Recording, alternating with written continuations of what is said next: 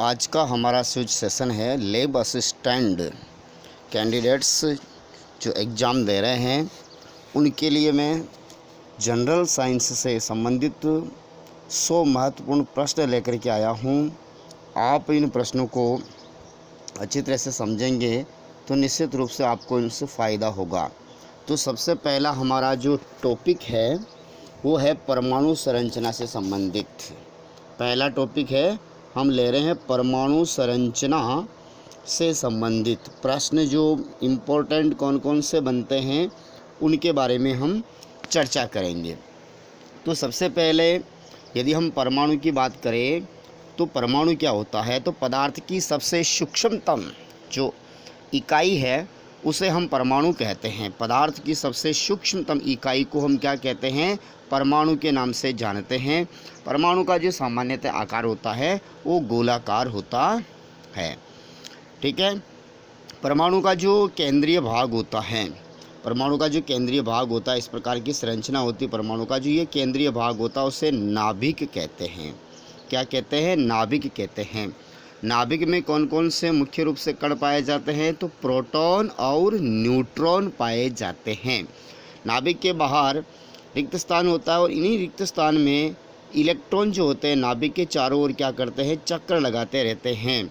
तो नाभिक के बाहर जो रिक्त स्थान होता है और जिन रिक्त स्थानों के अंदर जो इलेक्ट्रॉन चक्कर लगाते हैं उस पथ को क्या कहते हैं, तो उस पथ को हम कहते हैं, ये जो पथ होता है इन्हें हम कहते हैं कक्षा या कोश या इन्हें ऊर्जा स्तर कहते हैं।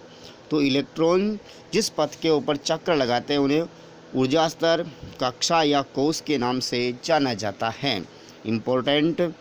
उसके बाद देखिए, जो एक परमाणु होता है उसमें मूलभूत रूप से 3 कण होते हैं। कितने कण होते हैं, 3 कण होते हैं, इलेक्ट्रॉन, प्रोटॉन, न्यूट्रॉन। इन तीनों कणों को याद रखने का एक जो ट्रिक है वो पेन है। क्या है, पेन। ठीक है, पेन से आप परमाणु के तीनों जो कण हैं उनके नाम याद रख सकते हैं। पी से प्रोटॉन, ई से इलेक्ट्रॉन, एन से न्यूट्रॉन। उसके बाद हम यदि बात करते हैं कि इन तीनों कणों के ऊपर जो आवेश होता है उसकी प्रकृति कैसी होती है, तो आवेश के बारे में देखिए। जो प्रोटॉन होता है वो धनावेशित होता है। क्या होता है, धनावेशित होता है। इसके ऊपर आवेश की मात्रा कितनी होती है, +1.6 × 10⁻⁻19 कूलम होता है। ठीक है, प्रोटॉन धनावेशित, आवेश कितना, 1.6 × 10⁻19। उसके बाद यदि हम बात करें इलेक्ट्रॉन की, इलेक्ट्रॉन के ऊपर जो आवेश होता है वो ऋणावेश होता है। क्या होता है, ऋणावेश होता है। इसकी मात्रा कितनी होती है, तो -1.6 × 10⁻19 कूलम, सी यानी कूलम। अब आप देखिए कि अभी मैंने आपको प्रोटॉन का आवेश भी इतना ही बताया और इलेक्ट्रॉन का आवेश भी इतना ही बताया। तो आपको ध्यान रखना है कि दोनों के ऊपर अगर हम मात्रात्मक रूप से देखें तो आवेश की मात्रा समान है, परंतु प्रोटॉन के ऊपर वो धनावेश में होता है और इलेक्ट्रॉन के ऊपर ऋणावेश में होता है। उसके बाद तीसरे कण की बात करते हैं, न्यूट्रॉन। नाम से ही पता चल रहा है न्यूट्रल। इसके ऊपर आवेश जो होता है शून्य होता है, कोई आवेश नहीं होता है। इसलिए इस न्यूट्रॉन को हम कहते हैं उदासीन कण। क्या कहते हैं, परमाणु का कौन सा कण उदासीन होता है, न्यूट्रॉन होता है।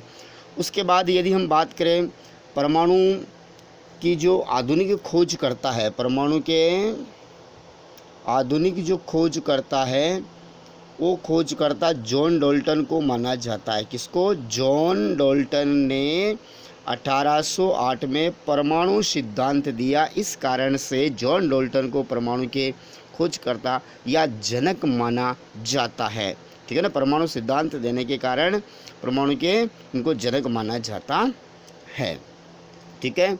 उसके बाद यदि हम बात करें जो इलेक्ट्रॉन होता है इसकी खोज किसने की, ठीक है ना, इलेक्ट्रॉन के खोजकर्ता का नाम क्या है, तो जे थॉमसन। क्या है, जे थॉमसन ने इलेक्ट्रॉन की खोज की। ठीक है। इसी प्रकार से यदि हम प्रोटॉन के खोजकर्ता का नाम देखें तो गोल्डस्टीन है। क्या है, गोल्डस्टीन ने प्रोटॉन की खोज की। ठीक है।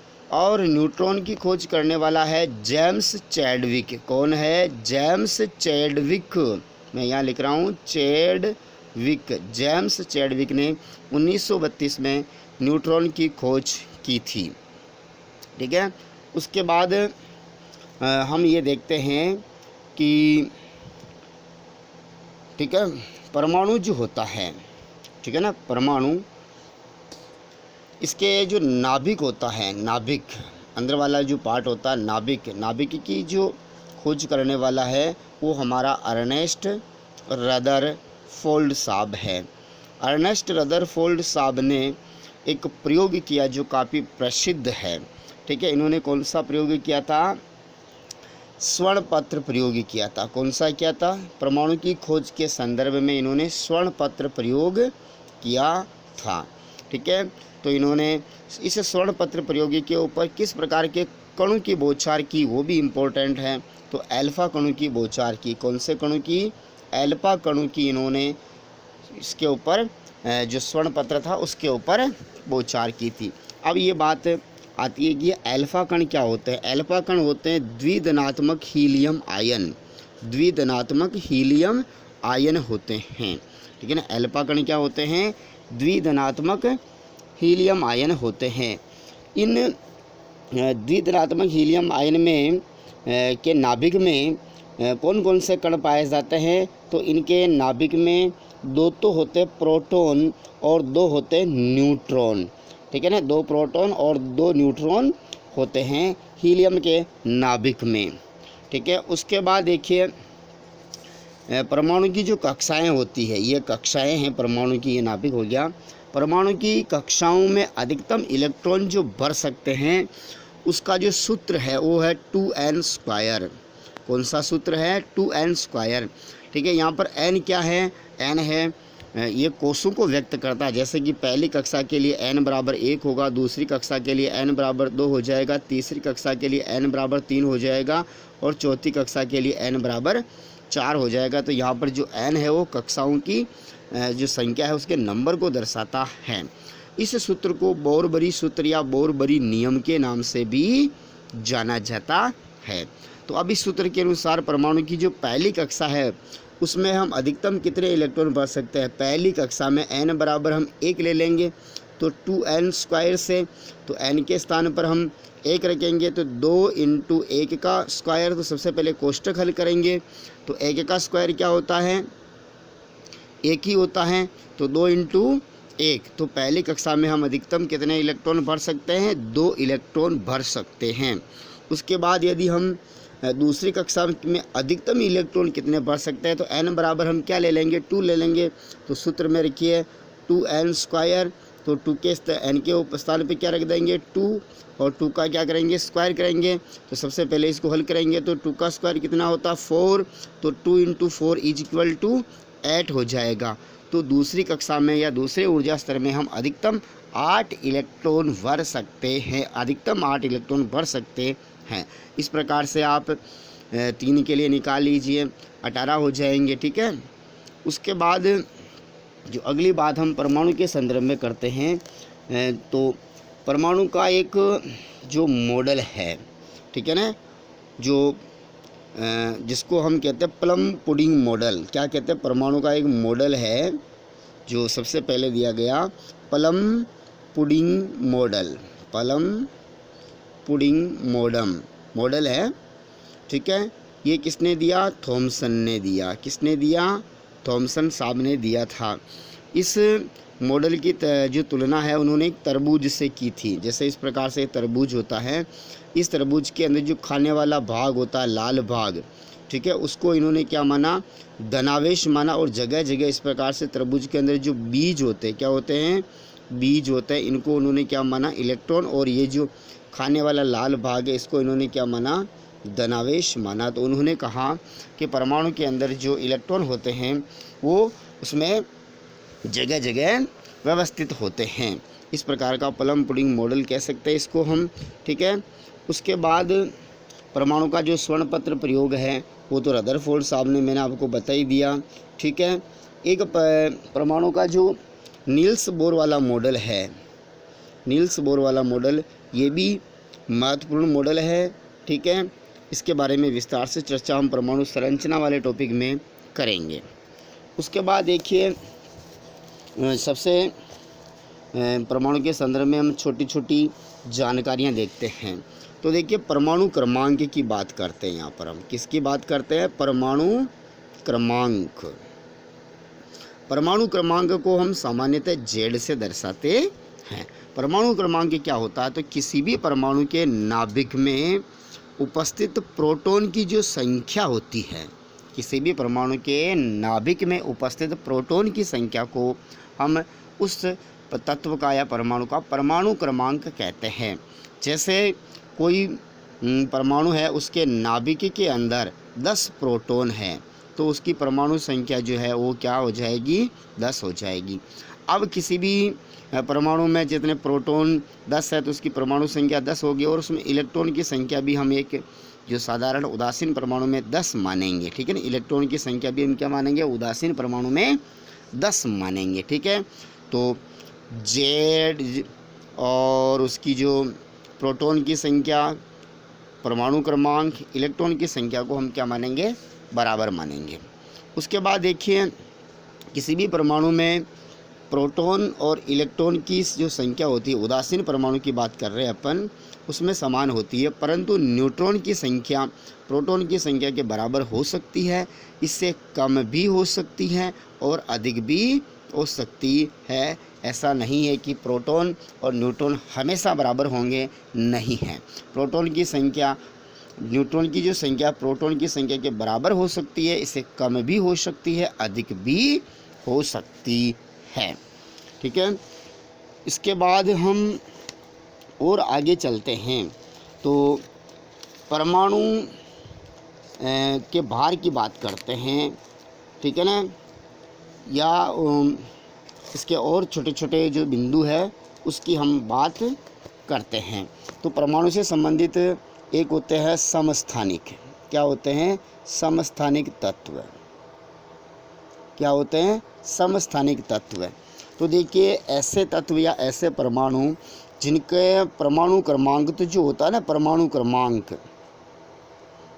क्रमांक तो क्या होता है? इनका समान होता है, परंतु इनकी द्रव्यमान संख्याएं जो होती है, द्रव्यमान संख्याएं भिन्न भिन्न होती है। तो ऐसे तत्व जिनका जो परमाणु क्रमांक एक समान होता है परंतु द्रव्यमान संख्याएं भिन्न भिन्न होती है, तो ऐसे तत्वों को हम समस्थानिक कहते हैं। क्या कहते हैं? समस्थानिक। इंग्लिश में आइसोटोप के नाम से जाना जाता है। आइसोटोप, समस्थान। जैसे हाइड्रोजन जो होता है, इसके 3 समस्थानिक है। कितने समस्थानिक है? 3 समस्थानिक, H11, H12, H13। इसको मैं ऐसा भी लिख सकता हूँ, जैसे कि इसको तो H11 ही लिखा जाता है, इसको D12, इसको T13। तो पहले का नाम तो जैसे हाइड्रोजन या प्रोटियम कहते हैं, दूसरे को ड्यूटीरियम कहते हैं, तीसरे को ट्राइटियम कहते हैं। इनके जो नीचे लिखी हुई संख्या ये इसका परमाणु क्रमांक है, और इनके ऊपर लिखी हुई संख्या इनका द्रव्यमान संख्या, परमाणु भार भी हम कभी कभार कह सकते हैं। उसके बाद ये परमाणु के बारे में सामान्य जानकारी होने के बाद आपको तत्व के परमाणु क्रमांक भी याद करने पड़ेंगे। परमाणु क्रमांक भी याद करने पड़ेंगे। कैसे? जैसे कि परमाणु क्रमांक जो 1 होता है वो होता है हाइड्रोजन का। हाइड्रोजन का सिंबल क्या होता है? H होता है। परमाणु क्रमांक 2 जो होता है वो हीलियम का होता है, He जिनका सिंबल होता है। परमाणु क्रमांक 3 किसका होता है? लिथियम का, Li। परमाणु क्रमांक 4 किसका होता है? बेरिलियम का होता है। परमाणु क्रमांक 5 किसका होता है? बोरोन का होता है। तो hydrogen, helium, lithium, beryllium, boron, 5 तक हो गए। उसके बाद देखिए छठा कार्बन का होता है, 7वां नाइट्रोजन होता है, 8वां ऑक्सीजन होता है। ठीक है ना, 8वां ऑक्सीजन हो गया। 9वां फ्लोरीन होता है, 10वां नियॉन होता है। ठीक है ना, तो carbon, nitrogen, oxygen, fluorine, neon हो गया। 11वां जो होता है वो किसका होता है? सोडियम का। देखिए मेरे प्यारे विद्यार्थियों, मेरे साथियों, सोडियम, हमने क्या बोला? सोडियम बोला, परंतु जो इनका सिंबल आया वो क्या है? Na है। क्योंकि सोडियम का जो लैटिन नाम होता है वो आपको याद रखना बहुत ज़रूरी है। तो सोडियम का जो लैटिन नाम है वो क्या होता है, नेट्रियम होता है। क्या होता है, नेट्रियम। इस नेट्रियम से सोडियम का सिंबल क्या लिया गया, Na ले लिया गया है।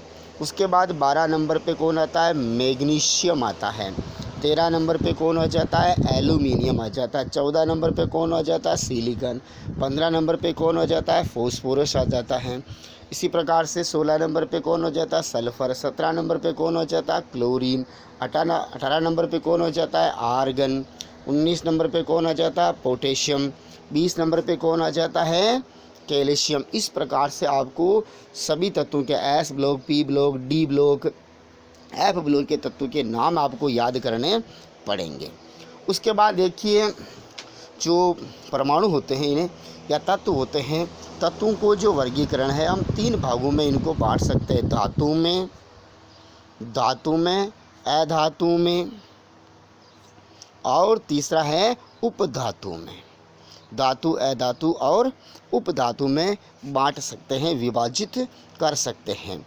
यदि हम सबसे पहले धातु की बात करें तो धातु क्या होते हैं, सबसे पहले तो ये कठोर होते हैं, विद्युत के सुचालक होते हैं, ठीक है, ऊष्मा और विद्युत के सुचालक होते हैं। ये ध्वनिक होते हैं, ठीक है, ये इनमें एक विशिष्ट धात्विक चमक होती है, ठीक है। इनके जो गलनांक हैं और क्वथनांक है BP और MP, गलनांक क्वथनांक क्या होते हैं, उच्च होते हैं। ये धातु आघात वर्धनीय होते हैं, आघात वर्धनीय होते हैं, ठीक है। और धातु के जैसे इन तत्वों में बात करें, सबसे जो क्रियाशील धातु होता है वो सोडियम है और पोटेशियम है।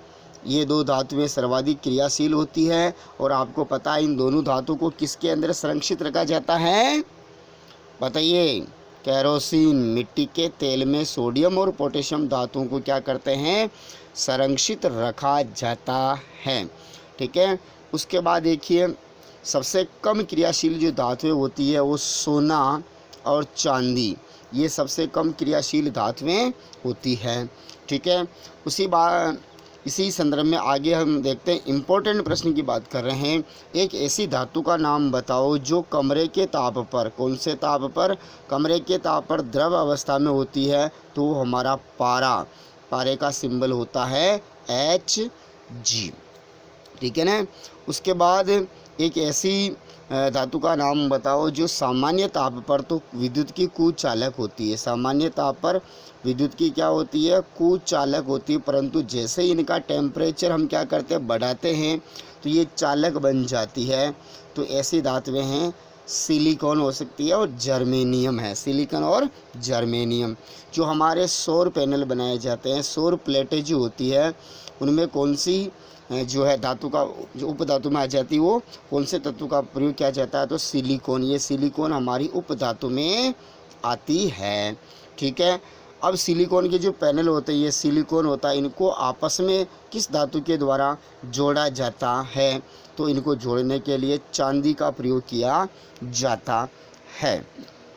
उसके बाद देखिए अधातु में आ जाते हैं, कुछ अधातु की बात कर लेते हैं। तो अधातुएँ जो होती है सामान्यतः ये ठोस, द्रव और गैस पदार्थ की तीनों अवस्थाओं में पाई जाती है, ठीक है। जैसे कार्बन होता है ये अधातु है और ये कौन सी अवस्था में है, ठोस अवस्था में है, काले रंग का है, ठीक है। परमाणु क्रमांक इसके 6 है। इसकी संयोजकता, कार्बन की संयोजकता +-4 होती है। और इस प्रकृति के अंदर जो कार्बन के यौगिक है, प्रकृति में कार्बन के जो यौगिक है वो सर्वाधिक है। क्या है, वो सर्वाधिक है, लगभग 4 मिलियन के बराबर कार्बन के यौगिक होते हैं। कार्बन के यौगिक प्रकृति में सर्वाधिक क्यों पाए जाते हैं, इसके 2 कारण हैं।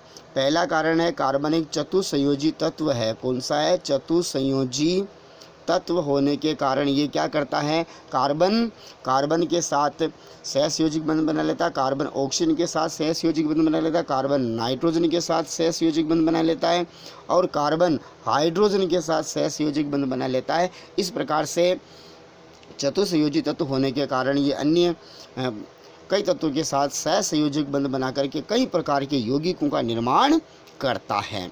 इसी प्रकार से कार्बन में जो दूसरा महत्वपूर्ण गुण है वो श्रृंखलन का, कैटेनेशन का जो गुण है वो है श्रृंखलन का गुण। ये क्या करता है कि अन्य तत्वों के साथ जो सहसंयोजक बंध बना करके एक लंबी श्रृंखला का निर्माण कर सकता है। इस प्रकार से साकित श्रृंखला हो सकती है, असाकित श्रृंखला हो सकती है, चक्रीय श्रृंखला हो सकती है, अचक्रीय श्रृंखलाएँ हो सकती है। ठीक है। कार्बन के जो यौगिक होते हैं वो सामान्यतः बंधु की प्रकृति के आधार पर कार्बन के यौगिक 3 प्रकार के होते हैं, एल्केन, एल्कीन, एल्काइन। मैं इनके लिए अलग से वीडियो लाऊंगा हाइड्रोकार्बन यौगिकों के लिए, परंतु अभी तो आप छोटी छोटी जानकारी देख लीजिए।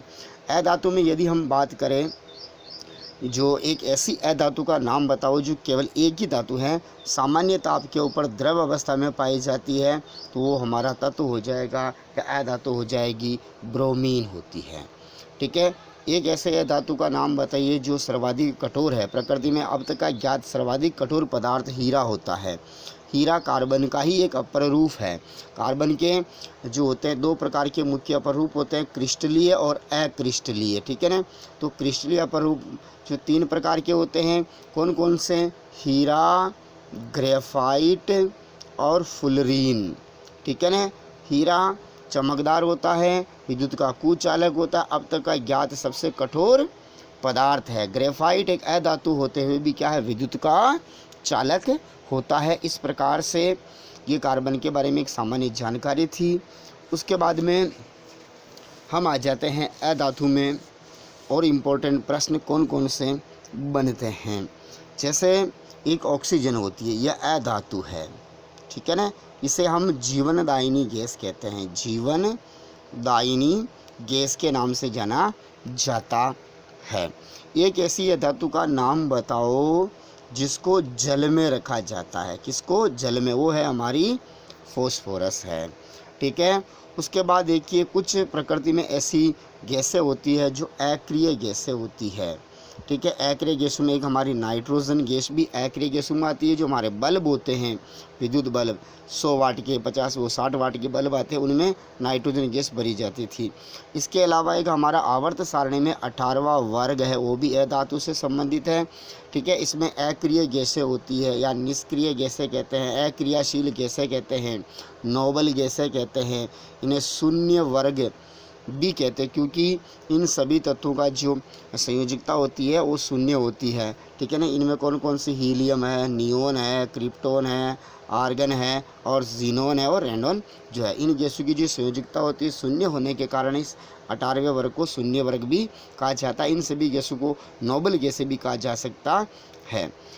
अब देखिए तत्वों का जो व्यवस्थीकरण, परमाणु का व्यवस्थीकरण जो किया गया है, इसके लिए कई सारे प्रयास हुए। वर्तमान में जो आवर्त सारणी बनाई वो हेनरी मोजले साहब ने बनाई। क्या है? वर्तमान की जो आवर्त सारणी है हेनरी मोजले साहब ने बनाई। इस आवर्त सारणी के में 4 ब्लॉक है। कितने ब्लॉक है? 4 ब्लॉक हैं। उन चारों ब्लॉकों का नाम S block, P block, D block और एफ ब्लॉक है। ठीक है। आज के लिए इतना ही। नेक्स्ट वीडियो में और भी मैं इस प्रकार से रोचक जानकारी क्विक रूप से, फटाफट रूप से आपके लिए लेकर के आने वाला हूं। तब तक के लिए जय हिंद, जय श्री राम। वीडियो को लाइक करें, चैनल को सब्सक्राइब करें, ज़्यादा से ज़्यादा वीडियो को शेयर करें।